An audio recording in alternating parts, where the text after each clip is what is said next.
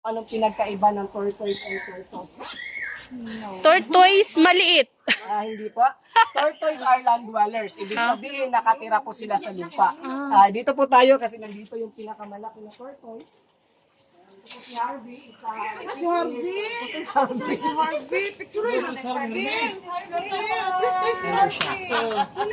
tortoise are land dwellers po. Hala, ang laki. Aquatic sila. Ang laki man. Ang tortoise land dwellers. Tingnan niyo po ang paa nila, hindi yan pwede sa tubig yung ang paa ng tortoise. Kaya nga. Kasi parang kamao, stubby feet, kukro lang talaga sa Asa iyang naong na rin? Yan. yung kanyang tao. So yung diet din po nila is magkaiba.